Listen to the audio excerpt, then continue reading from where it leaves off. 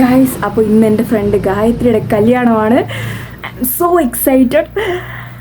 So welcome back to my channel realms of Kavya. ഇന്ന് ഗായത്രി പരിണയം full മിസ്സാക്കാതെ കാണണമെങ്കിൽ full watch ചെയ്യുക. ഏസ്തെറ്റിക്കായിട്ട് video എടുക്കാനാണ് ഞാൻ നോക്കുന്നത്, പക്ഷേ വെയിൽ സമ്മതിക്കുന്നില്ല. എന്തായാലും ഞങ്ങൾ ബസ്സിൽ കയറി സമയത്തിന് എത്തുമോ അതറിയത്തില്ല. ടാസ്ക്കാണ്. സമയത്തിന് കല്യാണത്തിന് എത്തണമെന്നും സെറിമണി ഒന്നും വിടാതെ ഫുള്ള് വീഡിയോ എടുത്ത് എല്ലാവർക്കും നിങ്ങൾക്കൊക്കെ കാണിച്ചു തരണമെന്ന് എനിക്ക് ആഗ്രഹമുണ്ട്. പക്ഷെ ഞാൻ ഈ ബസ്സിൽ ഇത് പോകുന്നത് കറക്റ്റ് സമയത്തിന് എത്തൂലെന്ന് എനിക്കൊന്നും അറിയത്തില്ല. KSRTC കനിയണം. എൻ്റെ നെഞ്ചിടിക്കുന്നത് എനിക്ക് മാത്രമേ അറിയാവൂ. ഓൾറെഡി കുറേ കല്യാണം നടക്കുന്ന അവിടെ എത്തിയെന്ന് റിപ്പോർട്ട് കിട്ടിയിട്ടുണ്ട്. ഗ്രൂപ്പിൽ എത്തിയതായിട്ട് ഫോട്ടോ ഇങ്ങനെ അവരിട്ടിട്ടുണ്ട്. അപ്പോൾ ബസ്സിലാണ് വന്നത്, പിന്നെ എന്താ ഇറങ്ങി നടന്നത്. കുറച്ച് കഴിഞ്ഞപ്പോൾ എന്തോ ലഗേജിന്റെ വെയിറ്റ് കുറഞ്ഞു. പിന്നെ ഞാൻ വിചാരിച്ച് പൈസ കളയണ്ടെന്ന് വെച്ച് ഞാൻ ഇറങ്ങി നടന്നു. എന്തായാലും ഞാൻ കിടന്നുറങ്ങുന്നു. എനിക്ക് വയ്യ, ടെൻഷൻ അടിച്ച് ഞാനിപ്പോൾ ചാവും. അതുകൊണ്ട് ഞാൻ ഉറങ്ങാമെന്ന് വിചാരിച്ചു. ഉറങ്ങി എഴുന്നേൽക്കുമ്പോഴെങ്കിലും സ്ഥലത്തെത്തിയാ മതിയായിരുന്നു. ദൈവമേ.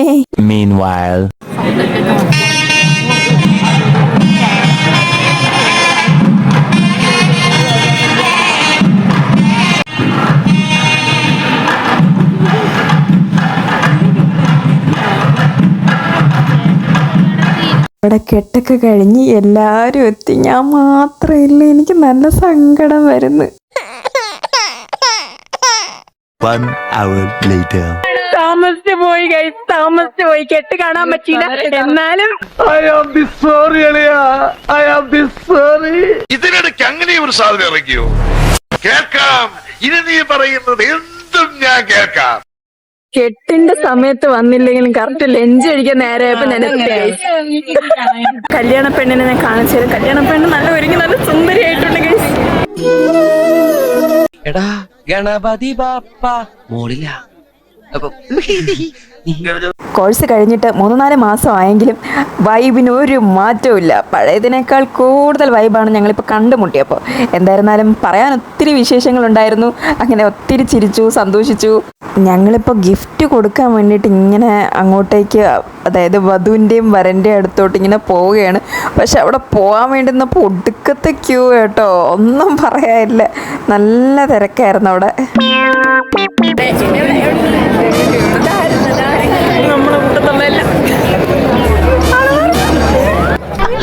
ഈശ്വര, ഇവിടെ ആരില്ലല്ലോ ഇതൊന്ന് പറഞ്ഞു ചിരിക്കാനായി. ഇതെന്തും മറിമായും.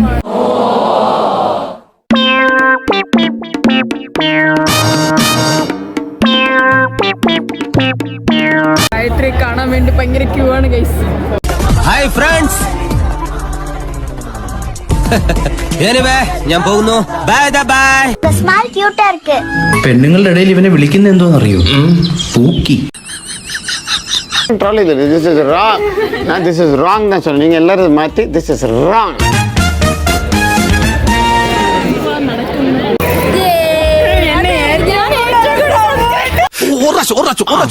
എന്റെ പേര്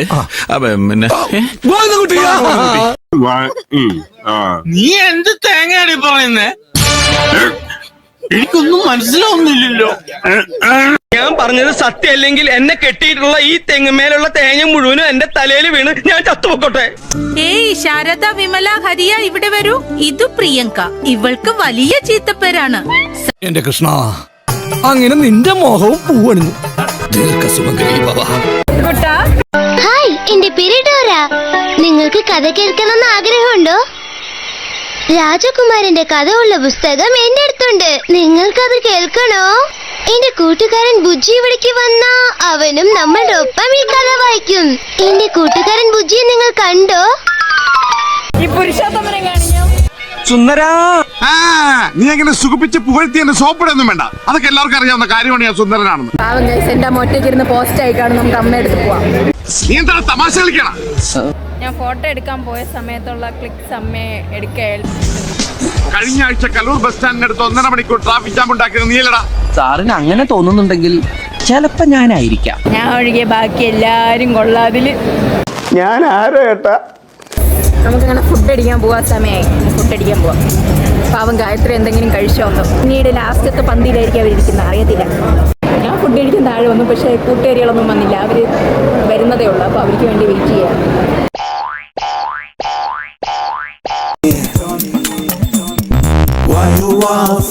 ഇവന്റെ വയറ്റില് കൊക്കോ പുഴുവല്ല, കൊക്കോ പാമ്പാന്നാ തോന്നുന്നത്. നീയൊക്കെ കണ്ണൂച്ച് പഴയ പോലെ ഒന്നും കഴിക്കാൻ പറ്റാണ്ടായി. സദ്യയൊക്കെ കഴിച്ച് ഭയങ്കര കിറങ്ങി കഴിച്ചു. അതുകൊണ്ട് ഒരു കുട്ടി സദ്യ കഴിച്ച് കിറങ്ങിയിരിക്കുകയാണ്. കിറങ്ങിയില്ലേ? സൂപ്പർ ഫുഡായിരുന്നു സദ്യ. ഹലോ ഗൈസ്, ഇതാണ് സ്വാതി. നമ്മുടെ കോളേജിലൊരു മോഡേൺ താരമായിരുന്നു ഗൈസ്. പിന്നെ ബാബുസ്വാമി എനിക്ക് വർഷങ്ങൾ കൊണ്ടറിയാം. എൻ്റെ ക്ഷേത്രത്തിൽ വന്നിട്ടുണ്ട്. മനോഹരമായ ദിനങ്ങളായിരുന്നു ബാബുസ്വാമി. നമ്മൾ നൃത്തമൊക്കെ ചെയ്തിട്ടുള്ളതാ. നന്നായിട്ട് നൃത്തം ചെയ്യും ബാബുസ്വാമി. അപ്പോഴേ ഇത്രയേ ഉള്ളൂ. ചിലപ്പോൾ തൃശ്ശൂർ സദ്യ ഈസ് ഓൾവേസ് ദ ബെസ്റ്റ് അല്ലേ? തൃശ്ശൂരുകാരനെ കമന്റ് ചെയ്യൂ. എന്നെ നോക്കി ചിരിക്കുന്നു. പിന്നെ മാത്രമല്ല എല്ലാരും നോക്കി വച്ചിരിക്കുന്നു. അരിയുമോന്ന് കത്തി താഴെയിടും. ഇല്ല, അരിയില്ല. അയ്യോ, അവര് പേരാ ചോദിച്ചത് തന്നെ. ഇത് ആനന്ദവല്ലി ചേച്ചി, ഇത് കൗസല്യ ചേച്ചി. ഞാൻ ഇന്ദുമതി, ഞാൻ ഏറ്റവും ഇളയത്. ഓവർ സ്മാർട്ട് ആവണ്ട, ഞങ്ങളുടെ പേര് പറയാൻ ഞങ്ങൾക്കറിയാം. ഇളയതാന്ന് പറയാൻ ഒരു പ്രായമൊന്നും ചോദിച്ചില്ല. ഗൈസ്, അങ്ങനെ എല്ലാവരോടും യാത്ര പറയാനുള്ള സമയമായി. നമുക്ക് ബൈ പറയാം. ഇനി നമ്മൾ എന്ത് ചെയ്യുമല്ലയ്യ? ഇത്രക്ക് പോപ്പുലറായെന്നെ കണ്ടിട്ട് മനസ്സിലായില്ലടാ ജാടത്തേണ്ടി. രംഗച്ചേട്ടൻ കാണിക്കുമെന്ന് പറഞ്ഞാൽ നിന്റെ കവളെന്താ ചോന്ന് കിടക്കുന്നത്? വല്ലതും തേച്ചോ? ഏയ്, ഞാനൊന്നും തേച്ചില്ല. ജന്മനാ എന്റെ മുഖം അങ്ങനെയാ. അസൂയ. മുണ്ടും നേരിത് മാറ്റി ചേച്ചി സാരി കൊടുത്താൽ മതിയായിരുന്നു. ഞാൻ സാരിയാണല്ലോ എടുത്തിരിക്കുന്നത്. ഓ, നീ കണ്ണാടി വെച്ചിട്ടില്ല. ഗൈസ്, ഭയങ്കര കൺഫ്യൂഷൻ. നിക്കണോ അതോ പോകണോ? എന്ത് ചെയ്യും? സത്യം പറഞ്ഞാൽ സദ്യയൊക്കെ കഴിച്ചിട്ട് കിറങ്ങിയൊക്കെ ഇരിക്കുകയാണ്. മനസ്സ് വീട്ടിൽ പോകണമെന്ന് പറയുന്നുണ്ട്, പക്ഷെ ഫ്രണ്ട്സിനെ വിട്ടു പോകാനും തോന്നുന്നില്ല. എന്ത് ചെയ്യും? കുറച്ച് കരയൂ. ഞാൻ കരയൂല. അങ്ങനെ നല്ല നല്ല ഫോട്ടോസൊക്കെ എടുത്തു. അപ്പോൾ ഇനി വിട പറയാനുള്ള നേരെ ടാറ്റ.